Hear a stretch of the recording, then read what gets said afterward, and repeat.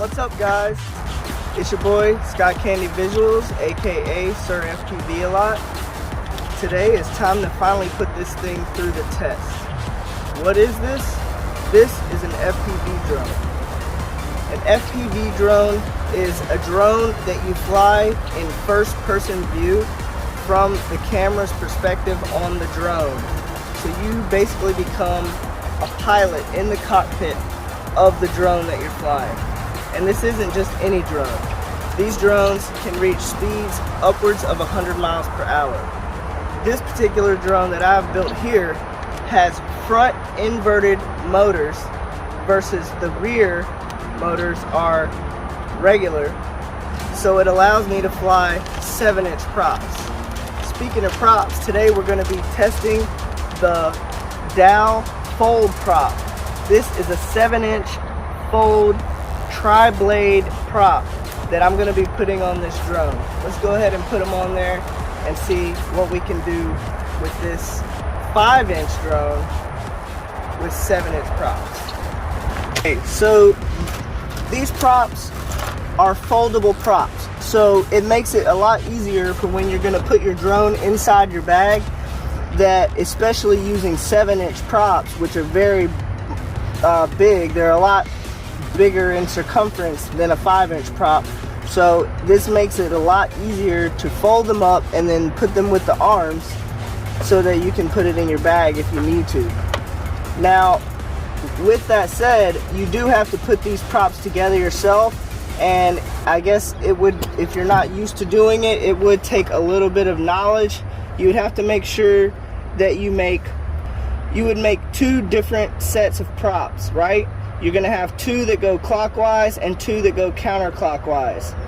So when you're putting these on, you're going to need to make sure that the prop that you're making is either clockwise or counterclockwise, and you don't mix up the different individual propellers. So for instance, you see like this propeller, this one is turning clockwise, but this one faces the other way, which is counterclockwise. So I wouldn't want to mix this up with this prop. If you were to put this on with 2 going clockwise and 1 that you accidentally mixed up in the mix going the opposite way, counterclockwise, it would cause your drone to freak out.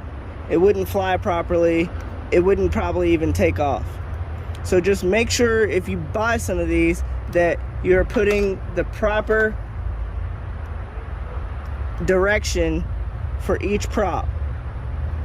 Once you have that taken care of, you can easily take this top cap hub, put it in the 3 holes, and snap it into place. Now you have your foldable prop that's ready to be put onto the drone motor. As a reference, it would probably be best if you go ahead and separate each individual prop to their respective side. So put all the counterclockwise in a pile and all the clockwise props in a pile, and then make your 2 sets of props. By putting the counterclockwise in a pile and the clockwise props in a pile, you can eliminate mixing them up and making a prop, or actually if you mix one up, then that means you at least have mixed up two that will cause your drone to not fly properly. So putting them in a pile counterclockwise and clockwise, or vice versa, will give you 4 correct props. You should have 2 that go counterclockwise and 2 that go clockwise. Now you can put them on your drone motors. When you go into the configuration software Betaflight configurator by connecting to this Type-C of the flight controller to your computer, you will set up how you're going to put your props onto your drone. For instance, I like to fly props out, which means that my props, when I put them on the drone, they spin outwards away from the drone, versus props in would be the opposite way, and the props would spin in towards the drone. I usually fly props out because I feel like it throws dirt away, pushes dirt away from the camera lens, versus props in throws dirt into the camera lens. The caveat of that is when you fly props out, on the back side of the motor, it throws dirt into your flight controller and your ESC stack when you're on the ground taking off. But I'd rather throw dirt at that than throw dirt at my GoPro and my camera lens. So I usually fly props out. So if I'm going to fly props out, this turning clockwise would go back here on this motor, which is motor number 1, 2, 3, 4. This one would go here on motor number 1. This one would go here on motor number 4. And this one would go here on motor number 2. Now we put the nuts on and tighten them up. A lot of people don't really understand inverted motors and how it's flying, but basically it's pretty simple. Just imagine this motor being flipped over and the prop being on the motor. You're going to put the prop on the motor shaft in the direction that it would be if it was sitting normally. So if the motor was sitting up here on top and this has to sit on top of the motor, when you put it on an inverted motor, you're just going to basically put it on upside down. The motor is upside down, so you're going to put the prop on the motor upside down. That would make the prop still be spinning in the proper direction. Now you would have to go into your BL Heli configurator, which is for the ESCs that control the motors, the electronic speed controllers, and you would have to make sure that the direction of those is turning in the proper way to spin your motor the right way for the drone to produce thrust.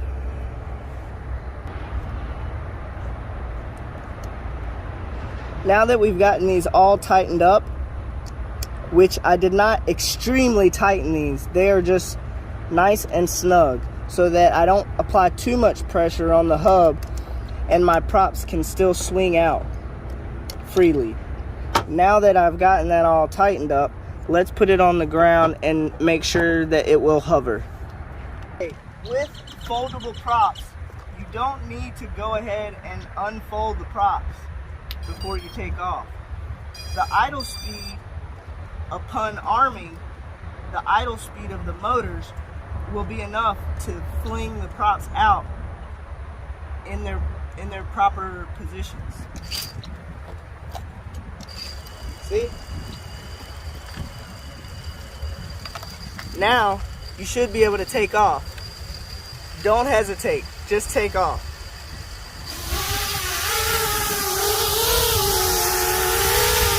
Hover your drone in front of you and make sure that it's flying properly.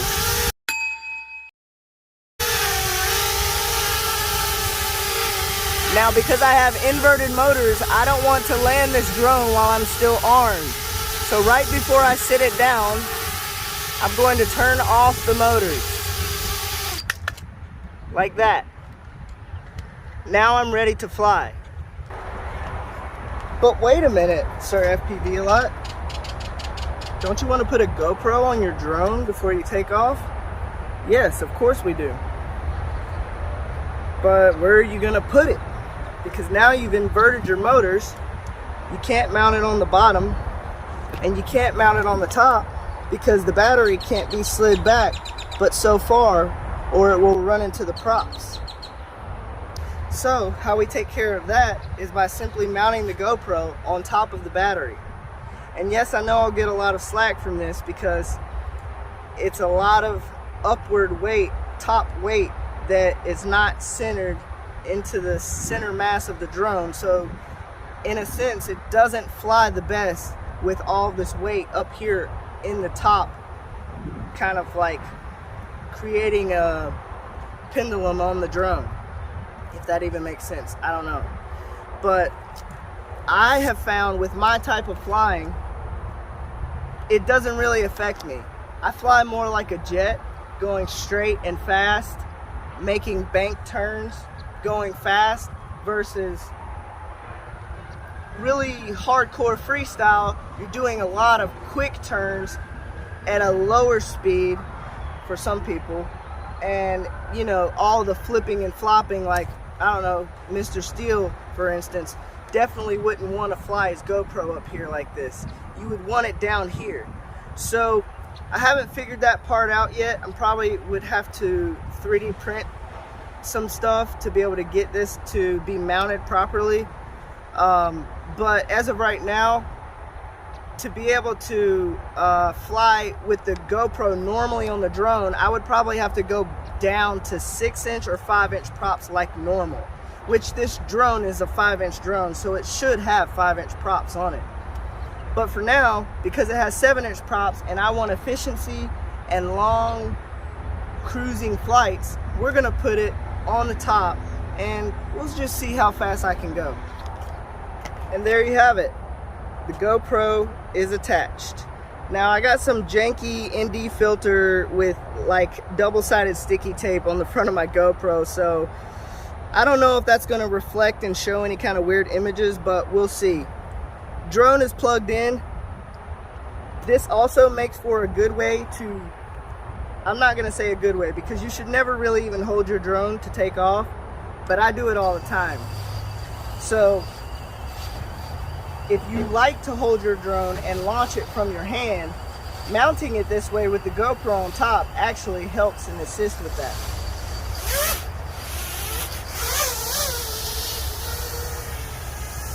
Time to fly.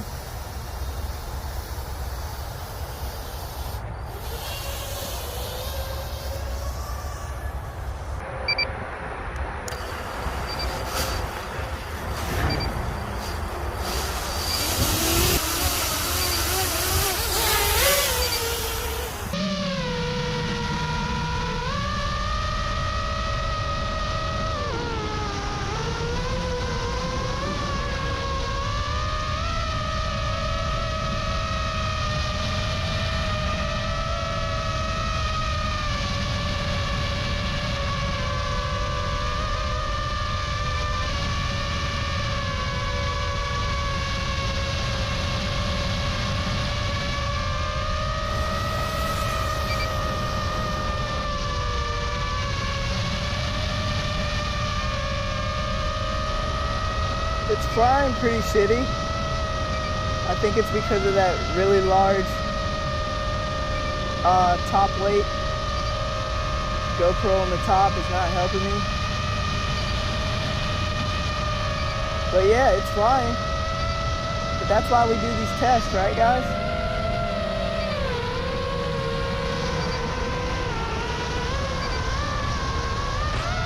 Woohoo! Yo, sent it. That was really close. My battery on my controller is dying, so that kind of sucks.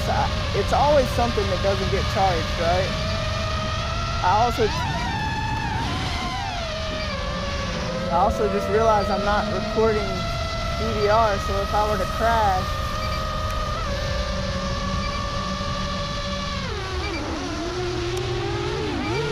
there we go.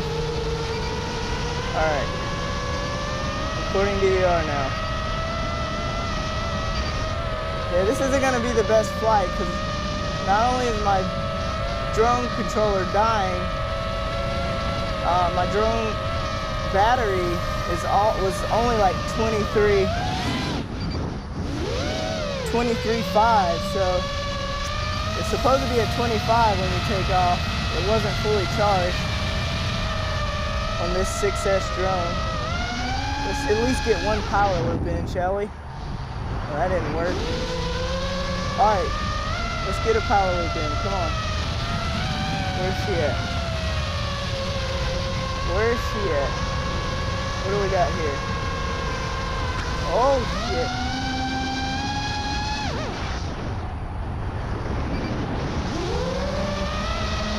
Alright, we're gonna have to bring this back soon.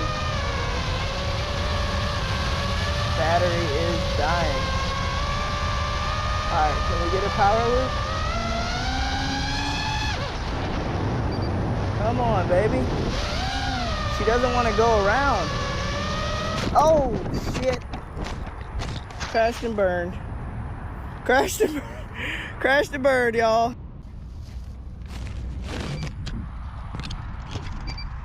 Crashed and burned. We crashed and burned, but it's all good. Why? Because we build these to crash. They're designed to crash. So let's send it. The GoPro did come off and the battery did come off, if you're wondering. But I found both of them right by the drone.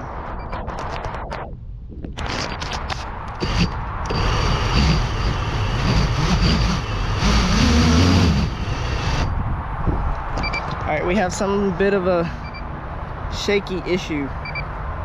Gotta figure out which prop is bent or motor loose. I don't know, I'm not seeing anything.